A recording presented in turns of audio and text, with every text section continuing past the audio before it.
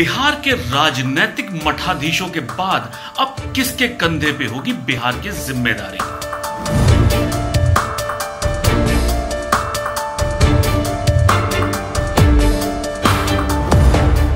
चुनाव आयोग ने बिहार विधानसभा चुनावों की घोषणा कर दी है। इसके साथ ही राजनीति के धुरंधर सियासी पिच पर धुआंधार पारी खेलने की तैयारी कर रहे हैं। पूरे देश की सियासत में यूपी और बिहार में चुनावों का एक अलग ही क्रेज रहता है। यहाँ पे सियासत का पारा चरम पे होता है।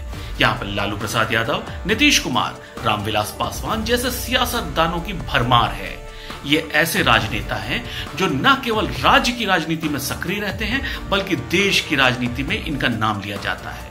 लेकिन अब बिहार में इन राजनेताओं के बाद सियासत की बागडोर कौन संभालेगा? कौन होगा जो इन कद्दावर नेताओं की विरासत को संभालेगा और बिहार की राजनीति का सक्रिय हिस्सा बनेगा?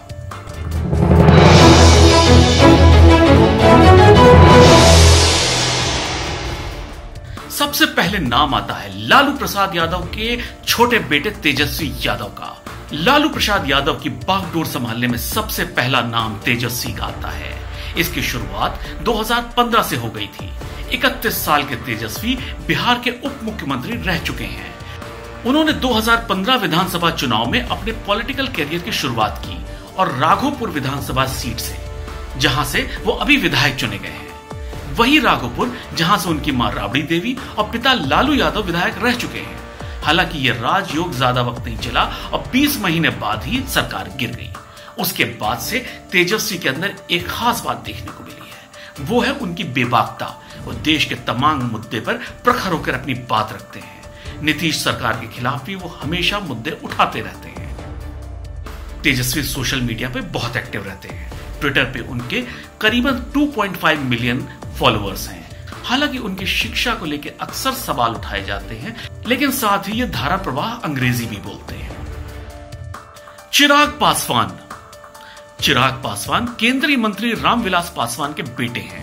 उनकी दिलचस्पी तो बॉलीवुड में कैरियर बनाने की थी। उन्होंने एक इंटरव्यू में कहा था कि राजनीति उनके रगों में है, लेकिन उनका सपना रुपहले पर्दे पर कैरियर बनाने का है।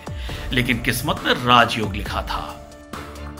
चिराग ने राजनीति की पिच पर छाप छोड़ना शुरू कर दिया। चिराग बहुत ही गंभीर नजर आते हैं। वो जल्दी किसी मामले पर टिप्पणी नहीं करते हैं, लेकिन कई बार एनडीए में रहते हुए भी खुलकर मतभेद जाहिर कर चुके हैं। अभी वो बिहार चुनाव में जुटे हैं। पिता की विरासत को बढ़ाने का दारोमदार उनके कंधों पे ही है, जिसकी डगर थोड़ी मुश्किल है। चिराग 2011 में कंगना रनौत के साथ मिले न मिले फिल्म में काम कर चुके हैं। हालांकि पर्दे पे वो खास कुछ नहीं कर पाए और 2014 में अभिनेता से नेता की भूमिका में आए। 2014 में उन्होंने पहली बार चुनाव लड़ा और जीत दर्ज करी। उसके बाद 2019 में भी वे सांसद बने। हाल ही में उन्हें एलजेपी का राष्ट्रीय अध्यक्ष की कमान भी मिल गई है। पुष्पम प्रिया चौधरी बिहार के दरभंगा जिले से ताल्लुक रखती हैं। वो जेडीयू के नेता और विधान परिषद के सदस्य रह चुके विनोद चौधरी की बेटी हैं। उन्होंने ब्रिटेन के मशहूर लंदन स्कूल ऑफ इकोनॉमिक्स से पब्लिक एडमिनिस्ट्रेशन में मास्टर्स की डिग्री ली है और अब बिहार के गांवों गांवों में घूम रही हैं। पुष्पम फर्राटेदार अंग्रेजी के साथ साथ मैथिली और हिंदी में भी उतनी ही निपुण हैं। वो जहां भी जाती हैं वहां पर अपनी मैथिली और तेज तर्रार छवि से लोगों का दिल जीत लेती हैं।